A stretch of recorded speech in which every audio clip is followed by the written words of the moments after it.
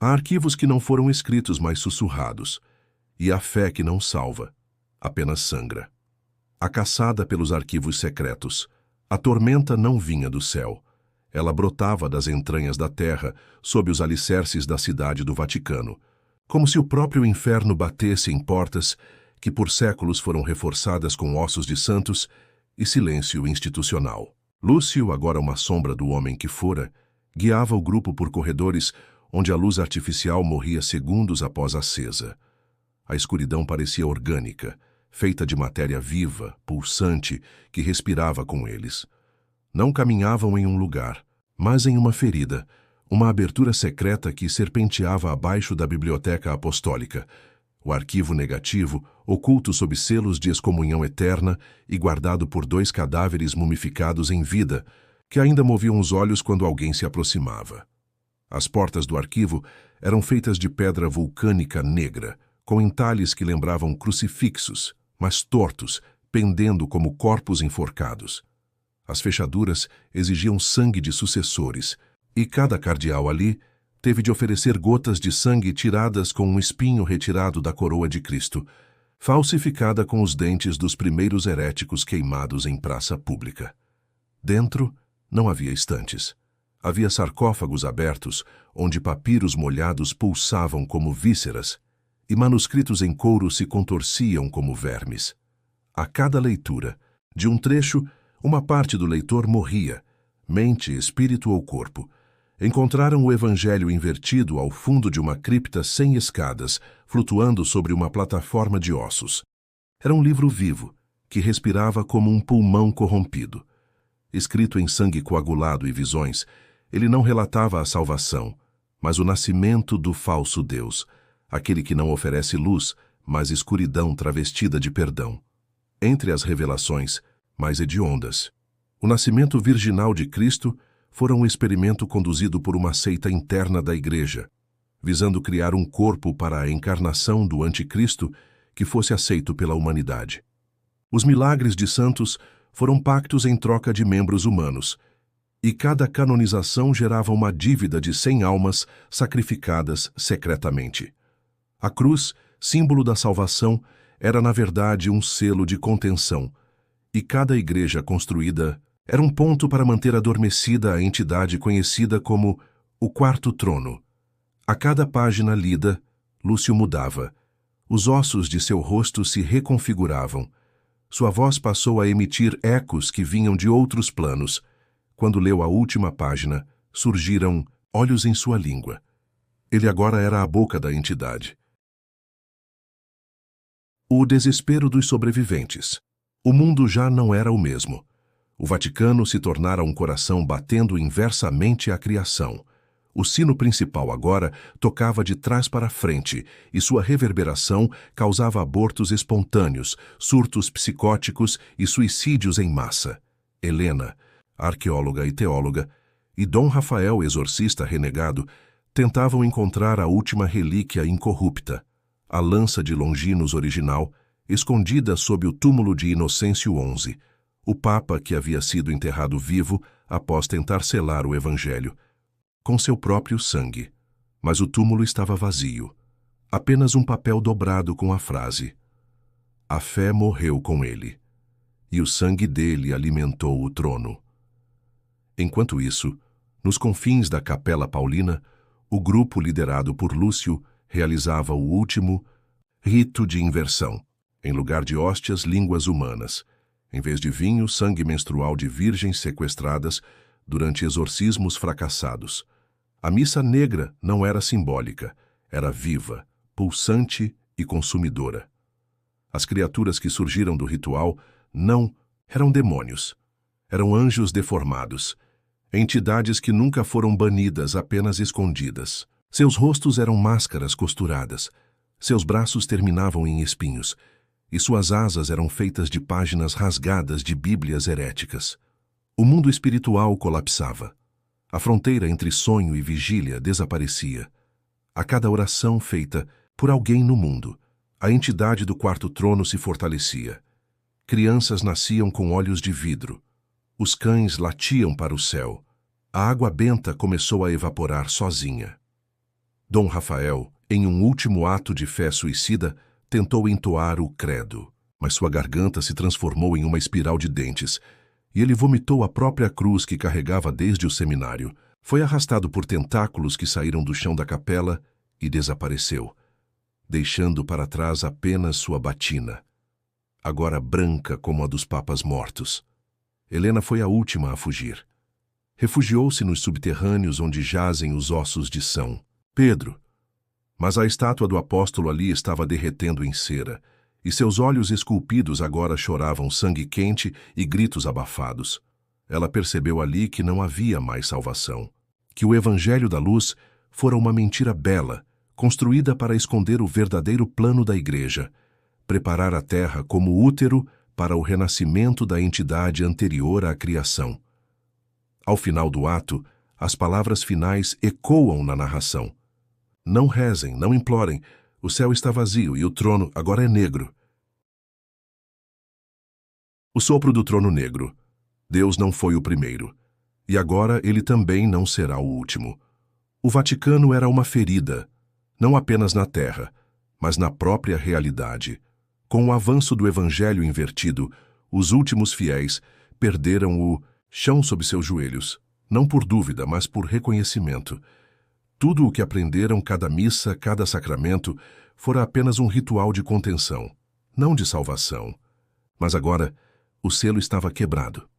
Helena vagava sozinha pelos corredores deformados da Cúria, onde os retratos dos papas haviam se transformado em retratos vivos, cujos olhos suplicavam por morte, cujas bocas se abriam para recitar os nomes, proibidos que mantinham o inferno em silêncio. Agora falavam, gemiam, e cada nome sussurrado pelos quadros matava uma estrela no céu. A atmosfera em Roma se tornava irrespirável.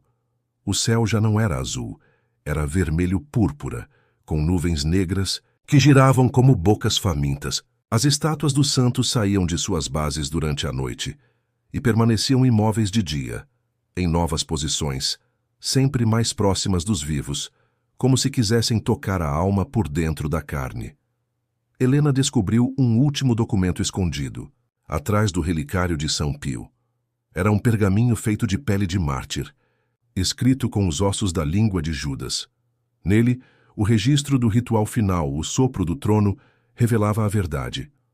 O quarto trono era anterior ao universo e fora aprisionado dentro do tempo pelas primeiras consciências do cosmos. Quando Cristo morreu na cruz, um fragmento do trono foi liberado, iniciando a contagem regressiva para a desintegração da luz. Lúcio, agora completamente tomado pela entidade, era a personificação do trono.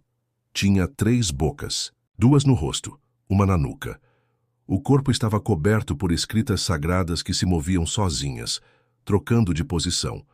Os olhos eram crateras abertas e sua voz soava como o cântico de 1000 padres agonizando em um forno. Ele se posicionou na cúpula de São Pedro, onde o ritual final começou. A última missa não tinha plateia, tinha vítimas. Não havia altar, havia um corpo nu de um anjo morto sobre o qual se celebrava a inversão. E o cálice, feito com o crânio de um papa ainda vivo entubado, alimentado por soro para que sua consciência jamais apagasse. O vinho, sangue retirado de freiras grávidas que haviam sido escondidas por décadas nos porões do Vaticano. A cada palavra do novo evangelho, lido por Lúcio, um dogma ruía no mundo real. Milagres se revertiam. Santos apodreciam nos altares. Igrejas se incendiavam espontaneamente. A fé era trocada por verdades que enlouqueciam. Um terremoto abriu uma fenda sob o Vaticano. Dela surgiu um som que não era som, mas lembrança de dor ancestral. Uma coluna negra, feita de corpos unidos como argamassa, começou a emergir. O verdadeiro trono negro. Não era um assento. Era um Deus-corpo, sem forma fixa, com braços que cresciam em direções aleatórias, um olho no centro que não piscava, apenas absorvia. Ele não olhava para o mundo, ele o engolia. Todos os que olhavam para ele envelheciam 100 anos em segundos. Outros regrediam à infância. Alguns explodiam em luz e carne. A própria matéria chorava. O ouro dos altares derretia e se transformava em pele humana. As colunas se retorciam. O mundo espiritual não resistia. Helena tentou fugir, mas o som do trono entrou pelos ouvidos, se alojou em sua mente. Ela caiu de joelhos, as mãos deformando-se em garras, o cabelo embranquecendo, os dentes se transformando em runas. A última humana se tornava mensageira do fim. Nas catacumbas, onde os ossos dos mártires se agitam em uníssono, um coral de vozes diz a frase que encerra o ato: "O Senhor está entre nós, mas Ele não é quem vocês pensam." O livro da carne. E o Verbo se fez carne. E agora, a carne exige ser lida. O som das trombetas não veio do céu. Veio de dentro, dentro das paredes, dos ossos, das veias. Um ruído molhado, pulsante, como se o mundo estivesse tentando vomitar, algo que ficou escondido por eras. Com o trono negro entronizado, o Vaticano já não era uma cidade sagrada, era um útero, uma catedral viva, palpitante, coberta por veios escuros onde as cruzes pendiam de nervos e os vitrais se reconfiguravam em cenas profanas. Cristo sendo crucificado por apóstolos com cabeças de bode, Maria parindo serpentes, João Batista, decapitado com um sorriso de prazer demoníaco. Lúcio, agora chamado de servo do sangue, preparava o ritual final, a leitura do livro da carne. Helena, transformada em uma casca ambulante de dor e iluminação, foi levada à cripta rubra, um salão subterrâneo onde os papas mortos eram conservados. Mas agora eles estavam todos em pé, seus olhos abertos, pele ressequida e negra, segurando pergaminhos costurados com fios de tendões humanos. Eles cantavam em línguas esquecidas, línguas que quebravam os dentes daqueles que tentavam pronunciá-las. Livro da carne, ao contrário do que o nome sugere, não era um volume. Era um ser, uma criatura com as costelas abertas como capas, cada osso uma página, cada órgão uma sentença viva. Tatuagens de orações pulsavam sobre a pele, e se você tentasse ler, sangrava pelos olhos e ouvidos, pois cada letra tinha o peso de uma alma condenada. Quando Lúcio colocou a mão sobre o coração da criatura, ela abriu os olhos. Um par de olhos que mostravam o que havia antes do tempo. Nenhum espectador permaneceu lúcido. Padres arrancaram as próprias línguas. Monges se enforcaram com os próprios intestinos. Um bispo tentou engolir a hóstia, mas ela se tornou uma aranha viva dentro de sua boca, perfurando sua garganta. "Este é o corpo do mundo. Este é o evangelho que sangra", sussurrou a criatura. O livro começou a ser lido. Cada frase arrancava pedaços da realidade. Uma fresta se abriu no teto da catedral, revelando um céu que não pertencia ao nosso universo. Coberto de estrelas mortas, luas partidas e uma figura invertida, com 6 asas feitas de ossos e um rosto formado por espelhos estilhaçados. Era o autor do livro da carne, uma entidade que ditou o texto para os primeiros traidores do Éden. Não era anjo, não era demônio. Era a intersecção entre o que nunca deveria ter sido lembrado. Com cada palavra lida, o corpo da criatura se despedaçava, não em sangue, mas em páginas vivas, que se grudavam nas costas dos presentes, escrevendo neles uma nova história. Uma história em que o inferno venceu antes do Gênesis. Helena viu a própria pele se transformar em pergaminho. Seus braços começaram a se dobrar para trás, as costelas a se abrir como páginas de um livro. Ela gritava, mas o som era um salmo invertido. Lúcio a chamou de primeira apóstola da dor. Então o chão da cripta se rompeu. Do abismo subiu um trono de carne viva, com línguas e olhos em constante movimento. Era o trono verdadeiro, o trono da carne. E nele o quarto trono finalmente sentou. A terra tremeu. Não por terremoto, mas por reconhecimento. O planeta inteiro aceitou o novo evangelho. O sangue de santos evaporou. A água benta ferveu. A hóstia se transformou em carne crua. E os fiéis começaram a rezar de costas, com os olhos virados para dentro da cabeça. O mundo se tornou um livro, e o livro foi comido. O ato se encerra com uma única frase, costurada na carne de Helena. Em nome do Pai, do Filho e do terror que habita entre ambos.